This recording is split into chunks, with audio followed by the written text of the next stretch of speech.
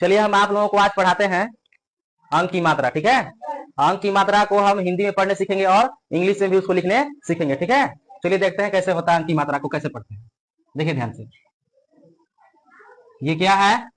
अंक की मात्रा है। क्या है? अंक की मात्रा। चलिए देखते हैं इसका कितने उच्चारण होते हैं। ठीक है, इसका आप लोग याद कर लीजिएगा, इसका उच्चारण दो होता है। ठीक है, कितने होते हैं? दो।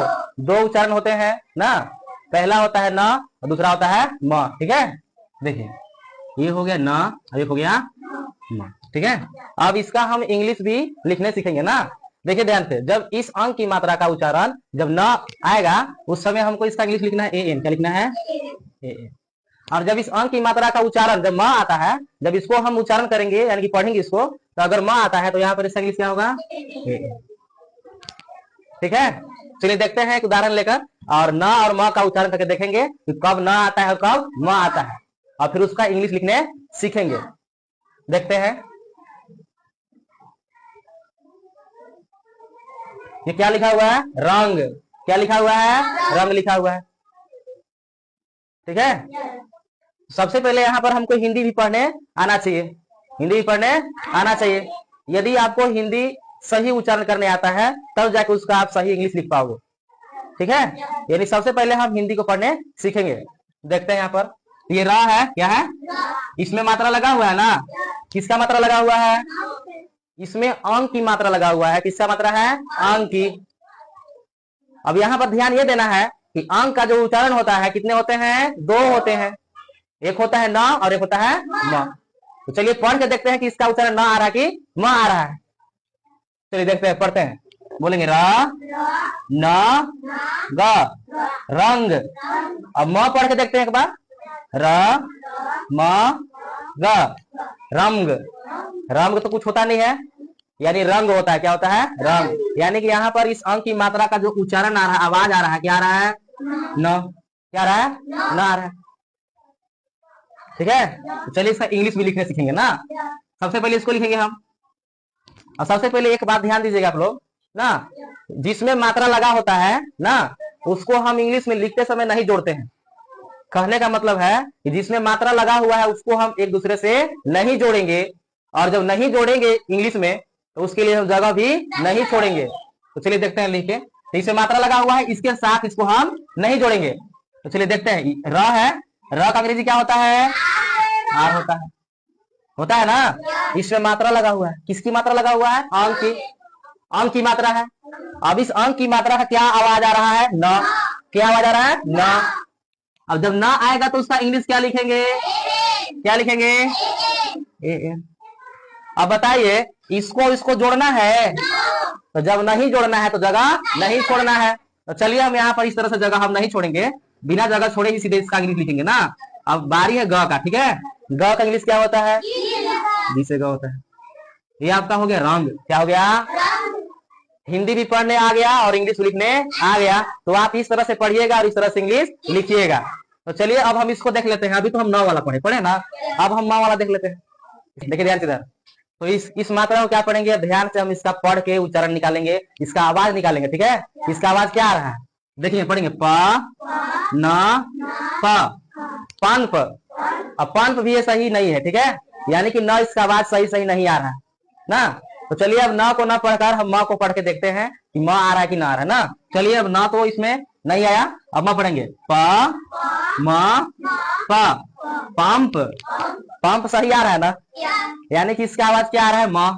क्या आ रहा है? क्लियर हो गया? इसका आवाज म आ रहा है। अब इसका हम इंग्लिश आसानी से लिख लेंगे ना। तो लिखते हैं, सबसे पहले इसका अंग्रेजी लिखेंगे कि प है तो प का अंग्रेजी क्या होता है? पी होता है ना। अब इसमें मात्रा लगा हुआ है ना, तो इस मात्रा को हम क्या पढ़ रहे हैं? म। तो जब अंक की मात्रा म पढ़ा है तो उसका अंग्रेजी क्या लिखते हैं? एम लिखते हैं। तो एम लिख दीजिए,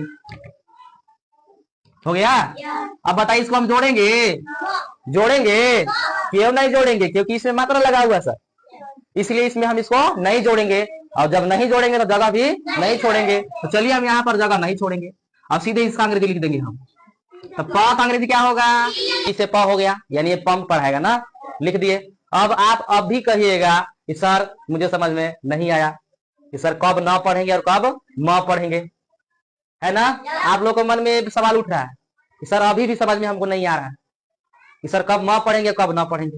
हो सकता है किसी को पढ़ने नहीं आएगा सर, तो कैसे उस अंक की मात्रा को कैसे समझेगा, उसका आवाज क्या आ रहा है, म पढ़े कि न पढ़े, है ना।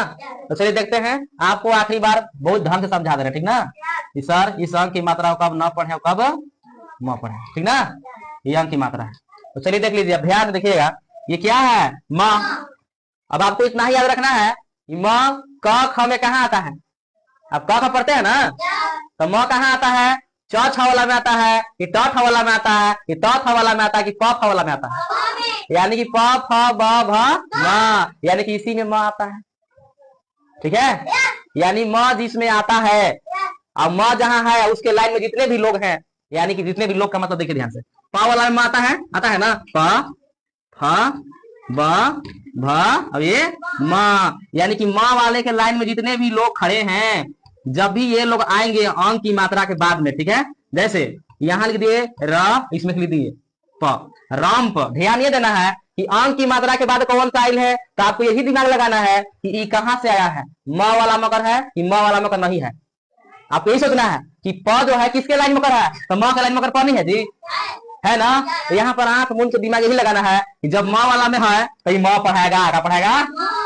अब समझ में गया। जो व्यंजन, ये व्यंजन है, क्या है व्यंजन, जो व्यंजन म के लाइन में से नहीं रहेगा वहां पर म नहीं पढ़ाएगा, तो क्या पढ़ाएगा, न, क्या पढ़ाएगा, न। समझ में गया। फिर देख लेते हैं, ये अंक की मात्रा है, इसके बाद क्या है, भ है, क्या है भ। अब दिमाग ये लगाना कि भ कहाँ है, प फ ब भ म वाला मकर है ना जी, म वाला मकर भ है ना। अब बताइए इस बिंदु की क्या पढ़ेंगे हम, म की न, म, क्यों, क्योंकि म वाला में से ही आ रहा है, समझना है ना।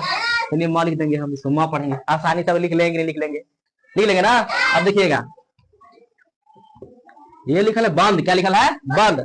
अब ये अंक की मात्रा है, अब इसके बाद क्या आया है द, इस मात्रा के बाद क्या आया है द। अब इस व्यंजन को देखना ये है कि ये कहां से आया है, क्या इसमें से है, इसमें से नहीं है, इसमें से नहीं है, यानी कि इसमें से अगर होता तो इस बिंदु को हम म पढ़ते, क्या पढ़ते म, लेकिन इसमें का नहीं है, तो इसमें का जब नहीं है तो क्या पढ़ाएगा, इस बिंदु को क्या पढ़ेंगे, न। जब म नहीं पढ़ा रहा था न पढ़ाएगा, समझ गया, आ गया। अब देख लीजिए यहाँ पर, अब बताइए इस मात्रा को हम क्या पढ़ेंगे, म कि न, म कि न, म की ना, म कैसे पढ़ेंगे, क्यों पढ़ेंगे, तो इसका कारण यही है, इस मात्रा के बाद सर ये प आया है, क्या आया है प। अब हम देखिए सर कि प जो है ये म वाला लाइन में कर है कि नहीं है, इसके लाइन में कर प आया है, यानी कि म पढ़ाएगा। अगर इसके लाइन में कर नहीं होता तो हम इसको म नहीं पढ़ते, न पढ़ते। तो यहाँ पर तो क्लियर हो ना गया जी। अब कोई डाउट नहीं ना है, कोई शक, कोई कंफ्यूजन, समझ में गया, सबको समझ में गया। चलिए वेरी गुड, ठीक है। तो आप लोग अब घर से बना कर आइएगा, ठीक ना। अब आप लोग को दे रहे हैं होमवर्क, ठीक ना, क्या दे रहे हैं,